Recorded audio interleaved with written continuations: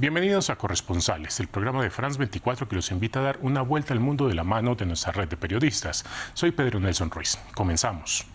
Y lo hacemos en Egipto, donde la crisis económica que azota al país ha tenido un impacto en escenarios de la vida cotidiana a niveles que antes nunca se había visto. Por ejemplo, en los matrimonios. Entre la clase media, los jóvenes ya no pueden permitirse gastar el dinero necesario para casarse. Por ejemplo, el precio del oro ofrecido a una novia en dote se ha triplicado. Como resultado, cientos de jóvenes egipcios y sus familias deben ahorrar o endeudarse durante años solo para contraer matrimonio. Más en el siguiente informe. En El Cairo, estos recién casados celebran su unión por todo lo alto. Un equipo de rodaje, un vestido de novia resplandeciente y una recepción para 200 invitados. En Egipto, las tradiciones y costumbres nupciales siguen siendo esenciales.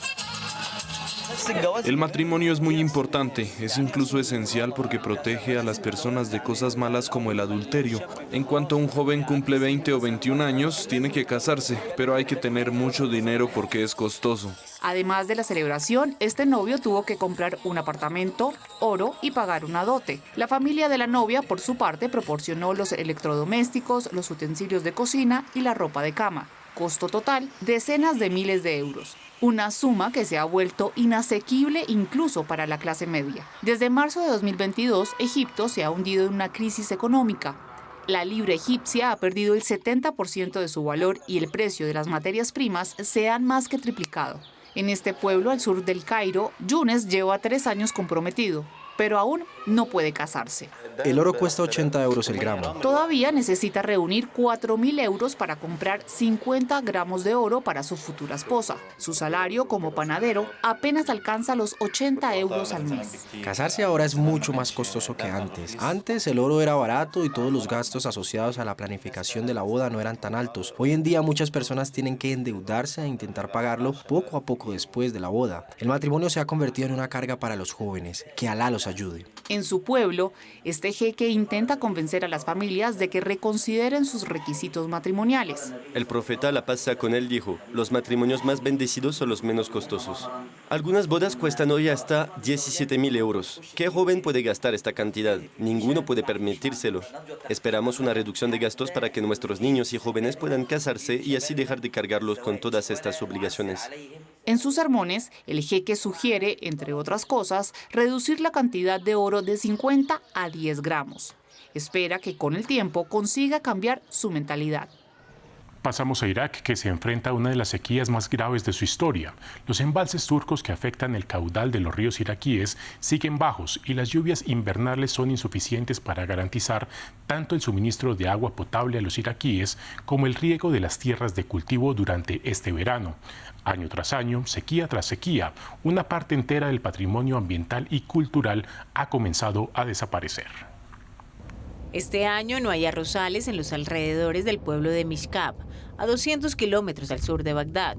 Antiguamente era conocida por el olor dulce y amaderado de sus arrozales de color ámbar, cultivados desde hace siglos. Pero las reservas de agua son extremadamente bajas y el riesgo por inundaciones ya no es posible. Plante trigo en lugar de arroz porque crece mejor con agua de lluvia. Estamos profundamente conectados con nuestra historia. Nuestra vida gira en torno al cultivo de arroz ámbar. La población dependía de él para obtener ingresos y como principal fuente de alimento. Pero ahora, ¿dónde se puede encontrar ese olor a arroz ámbar? Ya no hay agua. Irak atraviesa una de las sequías más graves de su historia. Se han tomado medidas de emergencia para conservar el agua. Solo se han plantado 500 hectáreas de arroz ámbar, 30 veces menos que el año pasado. Se han cerrado los canales de riego para los cultivos y todos los recursos se han redirigido a la red de agua potable. Hace 4 meses que el canal está seco. Pensamos, si ya no podemos tener arroz, al menos tengamos agua. Este es el 4.º año que no podemos cultivar arroz. No hemos recibido compensación ni reembolso alguno por el arroz ni por el ganado. ¿A dónde se supone que debemos ir? Algunos hemos emigrado.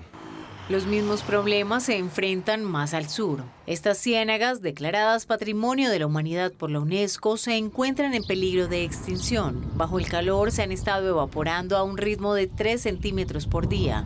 Un olor fétido proviene de esta compuerta cerrada, cuyo objetivo es impedir que las aguas del Éufrates entren en las ciénagas. Esas son tortugas que migran de las ciénagas al Éufrates. Esto se debe a que el agua de las ciénagas es muy salada y el Éufrates es un poco mejor. Se puede ver un gran número de animales muertos por todas partes.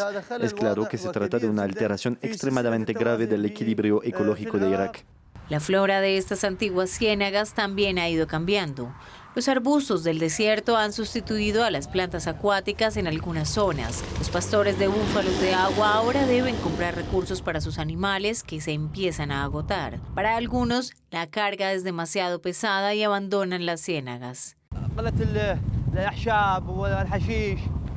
Los árboles y la vegetación casi han desaparecido, el ganado ha muerto, los habitantes han sufrido mucho, ya no podemos vivir aquí. Pero aunque se acabe el agua, la cultura de las ciénagas perdurará, no cambiaremos.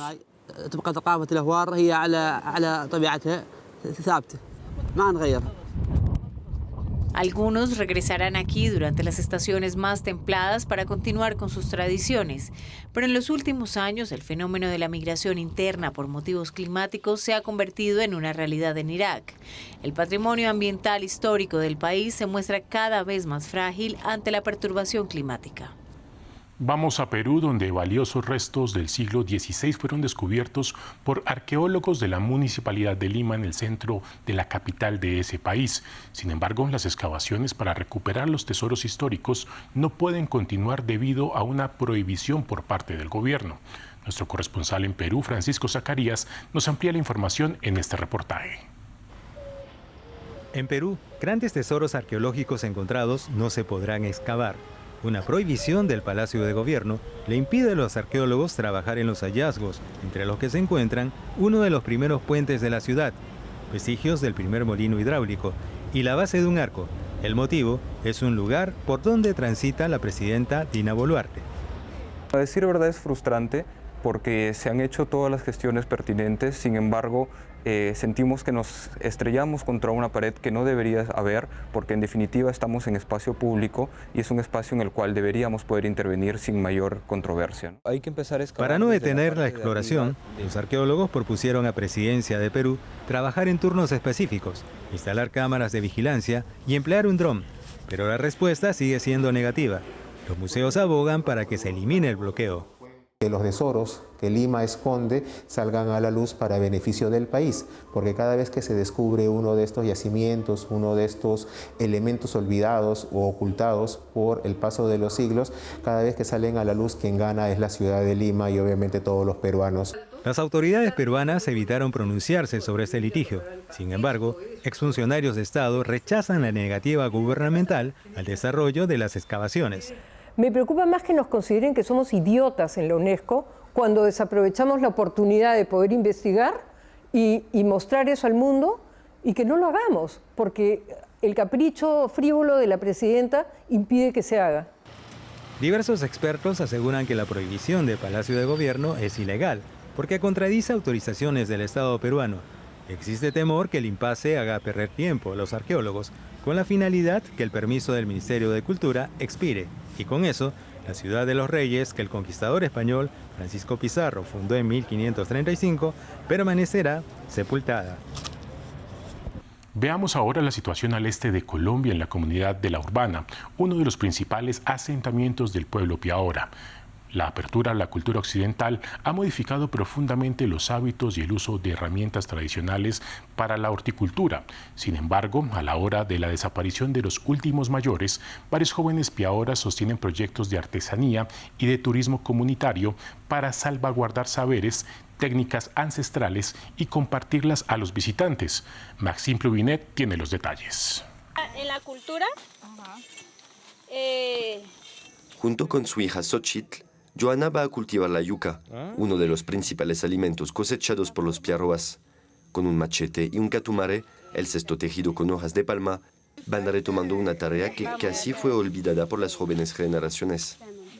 a las niñas que dependiendo de 7 o 5 años siempre les convidamos para que nos acompañen y ellos no es que le decimos haga esto, no, siempre nos acompañan y entonces a medida que ellos van viendo cómo es el procedimiento, entonces ya ellas mismas se encargan de ayudar, de cernir o de a veces raspar o lavar yuca, entonces a medida de ese tiempo ya van creciendo con esa mentalidad también de que si el proceso es así. Gloria Fuentes es la decana de la comunidad de la Urbana y viuda del fundador del pueblo.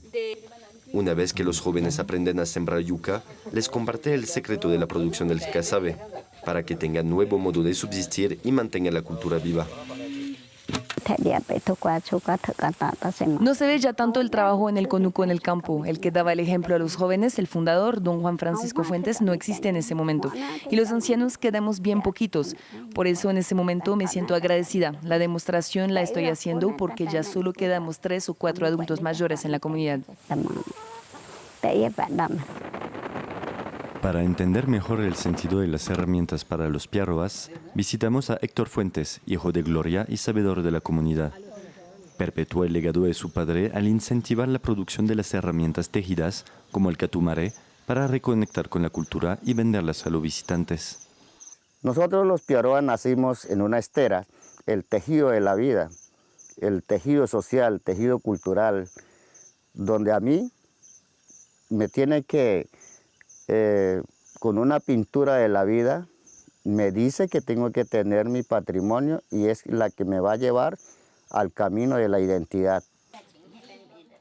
Los jóvenes piarroas tienden a acumular el aprendizaje tradicional mientras generan otras fuentes de ingresos. Muchos de ellos van entre semana a Puerto Inírida. Ahí pueden beneficiarse de nombramientos estatales otorgados a personas de la comunidad capacitadas en temas de salud y educación. Gracias por acompañarnos en esta edición de Corresponsales. Los invito a que sigan con nosotros aquí en France 24 y france24.com.